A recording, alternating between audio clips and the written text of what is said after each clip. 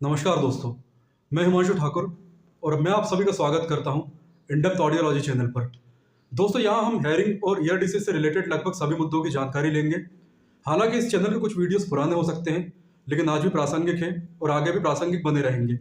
तो यदि आप इस चैनल से जुड़ना चाहते हैं और मुझे सपोर्ट करना चाहते हैं और ईयर डिसीज के बारे में आप एक इन डेप्थ जानकारी लेना चाहते हैं, तो इस चैनल को अभी सब्सक्राइब करें। और वीडियो स्टार्ट करने से पहले आप सभी अपनी स्क्रीन के अपर साइड पर दिख रहे सीसी बटन को ऑन कर लीजिए, ताकि सबटाइटल्स ऑन हो जाए और आपको मेरी आवाज़ सुनने में परेशानी ना हो। तो चलिए हम आज का वीडियो स्टार्ट करते हैं और इसके बाद हम इस पर डिस्कस करेंगे। जिन्हें कानों से संबंधित कोई भी रोग है, उन सभी के लिए यह वीडियो बहुत ही इंपॉर्टेंट है, क्योंकि इस वीडियो में हम कानों की एक बहुत ही सीरियस रोग के बारे में जानकारी लेने वाले हैं, जिसे बेसॉल्ट एब्सेस कहा जाता है। कुछ लोग इसे गर्दन का फोड़ा या कान की हड्डी का गलना भी कहते हैं। तो हम प्रश्न और उत्तरों की एक सीरीज में बिल्कुल पॉइंट टू पॉइंट इस बीमारी के बारे में सब कुछ जानेंगे, ताकि आपके सभी डाउट क्लियर हो सकें।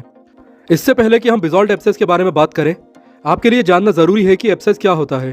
तो एब्सेस त्वचा पर उभरी हुई गांठ है, जो गुलाबी और गहरे लाल रंग की होती है, जिसे छूकर आसानी से महसूस किया जा सकता है। यह एक तरह का फोड़ा होता है, जिसके अंदर मवाद या पस भरा होता है। एब्सेस शरीर में कहीं भी हो सकते हैं, पर यह आमतौर पर आर्मपिट यानी एक्सिलिया, महिलाओं में अगर बात की जाए तो प्राइवेट पार्ट के आसपास यानी बर्थोरिन ग्लैंड एब्सेस, रीढ़ के निचले हिस्से में यानी पायलोनिडल एब्सेस और कमर के आसपास होता है। लेकिन इस वीडियो में हम केवल बेसॉल्ट एब्सेस के बारे में ही बात करेंगे। हमारा पहला प्रश्न है, बेसॉल्ट एब्सेस क्या होता है।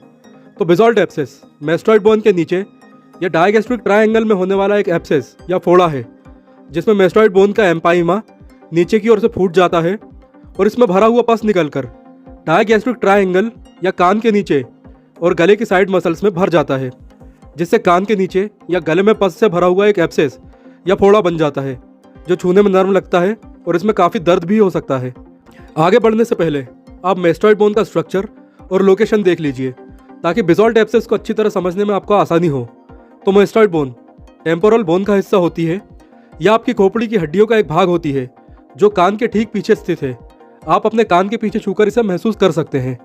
स्कल की दूसरी हड्डियों के विपरीत इसमें कई छोटे छोटे छेद होते हैं, इसलिए जब मिडिल ईयर में कोई भी संक्रमण होता है, तब यह आसानी से मैस्टॉइड बोन तक पहुंच सकता है।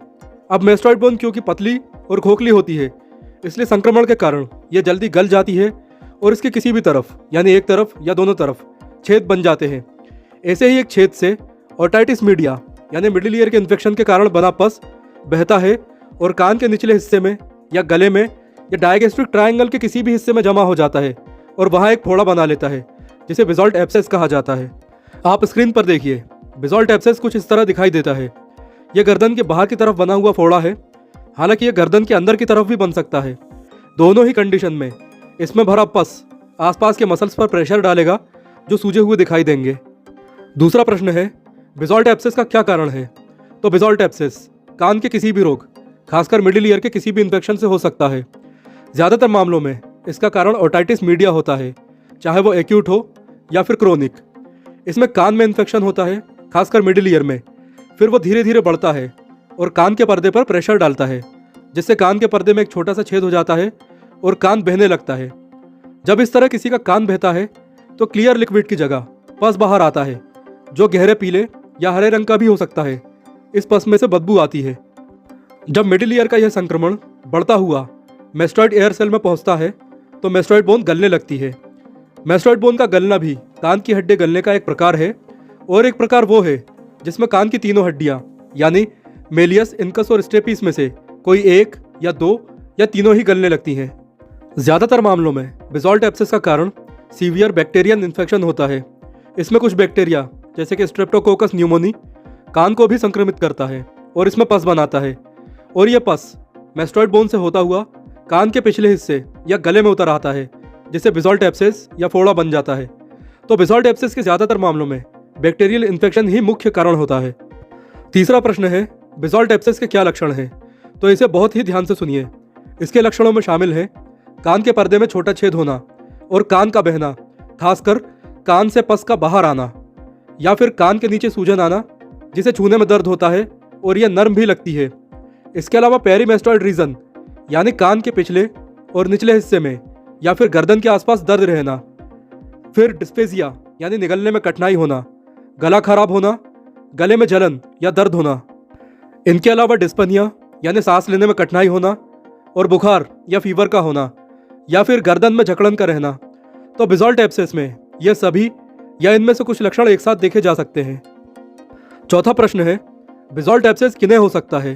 तो देखिए, वैसे तो बिजॉल्ट एब्सेस किसी को भी हो सकता है, लेकिन वो लोग जिनके कान में पहले से ही कोई रोग है, खासकर मिडिल ईयर में कोई इन्फेक्शन है, या फिर वो जिनके कान के पर्दे में छेद है, या फिर वो लोग जिन्हें हमेशा कोई ना कोई इन्फेक्शन रहता ही है, चाहे साइनस इन्फेक्शन या बैक्टीरियल इन्फेक्शन। ऐसे लोगों को बिजॉल्ट एब्सेस ज़्यादा जल्दी पकड़ता है। इसके अलावा बिजॉल्ट एब्सेस को बच्चों में अधिक देखा जाता है, खासकर डाउनटाउन या गांव के या पिछड़ी हुई बस्तियों के बच्चों में, जहां साफ सफाई पर उतना ध्यान नहीं दिया जाता, और यदि कोई बीमार होता है तब उस पर तब तक ध्यान नहीं दिया जाता जब तक कि उसकी बीमारी गंभीर ना हो जाए। और ऐसी जगहों पर हेल्थ एजुकेशन और हेल्थ सर्विसेज की भी कमी होती है। यहाँ बिजॉल्ट एब्सेस के मामले अधिक दिखाई देते हैं। एक ध्यान देने वाली बात यह है कि बिजॉल्ट एब्सेस में हेयरिंग लॉस तो होता ही है, और यदि समय पर इसका उपचार ना किया जाए तो परमानेंट हेयरिंग लॉस भी हो सकता है। पांचवा प्रश्न है, बिजॉल्ट एब्सेस में क्या क्या कॉम्प्लिकेशंस हो सकते हैं? जैसा कि इसके सिम्टम्स वाले सेक्शन में बताया गया है, कान में दर्द होना, कान के पर्दे में छेद होना, पस बाहर आना, गर्दन में दर्द होना, सांस लेने में कठिनाई होना, फीवर होना और हेयरिंग लॉस होना, ये सभी इसके कॉम्प्लिकेशन ही है। लेकिन बिजॉल्ट एब्सेस में इनके अलावा भी बहुत ही गंभीर परेशानियां हो सकती हैं, जिसमें परमानेंट हेयरिंग लॉस सबसे बड़ी समस्या है। इसके अलावा यदि किसी को डायबिटीज़ है और उसकी गर्दन में इस तरह का यानी पस से संबंधित कोई परेशानी होती है, तो उसका उपचार बहुत ही कठिन हो जाता है। इन कॉम्प्लिकेशंस के अलावा कभी कभी ओटाइटिस मीडिया का संक्रमण और पस ब्रेन तक भी पहुंच जाते हैं, जिससे जानलेवा स्थिति पैदा हो सकती है। इसलिए बिजॉल्ट एब्सेस और मिडिल ईयर के किसी भी इन्फेक्शन का समय रहते डायग्नोसिस और ट्रीटमेंट बहुत ही ज़रूरी है। छठवां प्रश्न है, बिजॉल्ट एब्सेस का डायग्नोसिस कैसे किया जाता है? तो यदि किसी को बिजॉल्ट एब्सेस हो चुका है तो डॉक्टर इसे केवल देखकर ही बता सकता है। इसके अलावा जब कोई व्यक्ति डॉक्टर के पास जाता है तो डॉक्टर सबसे पहले ये देखता है कि कान बह रहा है या नहीं, खासकर वो पस को चेक करता है। इसके बाद कान को साफ करके ऑटोस्कोपी की जाती है, यानी कान में एक छोटा सा कैमरा डालकर देखा जाता है कि कान के पर्दे में छेद है और ये छेद का साइज क्या है। इसके अलावा डॉक्टर आपसे कुछ सवाल जवाब भी कर सकता है, जिन पर हम इसके लक्षणों वाले सेक्शन में पहले ही बात कर चुके हैं। फिर भी डॉक्टर आपसे यह पूछ सकता है कि आपको कानों में दर्द कब से है, फीवर है या नहीं, सांस लेने में या गर्दन मोड़ने में परेशानी हो रही है या नहीं, इसी तरह के कुछ सवाल। कुल मिलाकर उपचार से पहले वो आपसे सभी ज़रूरी सवाल करेगा, और जब ये कंफर्म हो जाता है कि व्यक्ति को ओटाइटिस मीडिया या कान में संक्रमण और बिजॉल्ट एब्सेस है, तब कुछ ब्लड और यूरिन टेस्ट किए जाते हैं। साथ ही पूरे एरिया यानी सर और गले का कंट्रास्ट सीटी स्कैन भी लिया जाता है।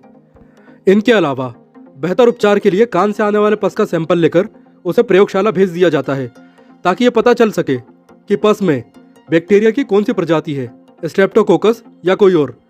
पस कल्चर इसलिए भी ज़रूरी है क्योंकि हमें यह पता चल जाता है कि संक्रमण किस बैक्टीरिया के कारण हुआ है, और इससे ट्रीटमेंट खासकर एंटीबायोटिक दवाओं के सिलेक्शन में काफ़ी आसानी हो जाती है। पस कल्चर से हमें यह भी पता चल जाता है कि मरीज को कोई स्पेसिफिक एंटीबायोटिक देनी है या ब्रॉड रेंज वाली एंटीबायोटिक, जो कि ग्राम पॉजिटिव और ग्राम नेगेटिव बैक्टीरिया दोनों पर काम करती है। सातवां प्रश्न है, बिजॉल्ट एब्सेस का ट्रीटमेंट कैसे किया जाता है? तो डायग्नोसिस में बिजॉल्ट एब्सेस के कंफर्म हो जाने के बाद मरीज को अस्पताल में भर्ती किया जाता है। आप इस सेक्शन को बहुत ही ध्यान से सुनिए। जब बिजॉल्ट एब्सेस के ट्रीटमेंट के लिए किसी मरीज को भर्ती किया जाता है, तब सबसे पहले IV एंटीबायोटिक्स दी जाती हैं, यानी जैसे ग्लूकोज की बोतल चढ़ाई जाती है, उसी तरह एंटीबायोटिक्स की बोतल भी चढ़ाई जाती हैं। पहले 3 दिनों तक मरीज को अच्छी तरह ऑब्जर्व किया जाता है। यह देखा जाता है कि IV एंटीबायोटिक्स ठीक तरह से काम कर रही है या नहीं। साथ ही यह भी देखा जाता है कि मरीज का बुखार उतरा है या उसके गले की सूजन कम हुई है। इसके अलावा उसके कान से पस का निकलना कम हुआ है या नहीं। यह सब देखकर ही मरीज का अंदाजा लगाया जाता है कि उसे कब तक अस्पताल में भर्ती रखना है। कुल मिलाकर यह देखा जाता है कि बिजॉल्ट एब्सेस के लक्षणों में कमी आ रही है या नहीं। यहाँ मैं आपको जानकारी दे दूं कि 60 से 68% केसेस में बिजॉल्ट एब्सेस IV एंटीबायोटिक्स और दूसरे सपोर्टिव ट्रीटमेंट जैसे पेन किलर, कान की सफाई और ईयर ड्रॉप्स के रेगुलर उपयोग से ही ठीक हो जाते हैं और पेशेंट को काफ़ी रिलीफ मिल जाता है। बाकी बचे हुए केसेस में यदि पेशेंट की परेशानियां बढ़ रही हैं, जैसे कि सूजन, बुखार या कान से आने वाला पस रुक नहीं रहा है, तब ऑपरेशन किया जाता है। ऑपरेशन में सबसे पहले कान के पीछे इंसिजन यानी चीरा लगाया जाता है। इसके बाद मेस्टॉइड में छेद करके अंदर जितना भी पस जमा हुआ है उसे बाहर निकालकर अंदर सफाई की जाती है। फिर गले में जो एब्सेस यानी फोड़ा है उसमें भी एक अलग से छोटा सा चीरा लगाकर पस बाहर निकाला जाता है। इस दौरान रोगी का कंप्लीट ऑब्जर्वेशन किया जाता है और एंटीबायोटिक दवाएं कंटिन्यू रखी जाती हैं।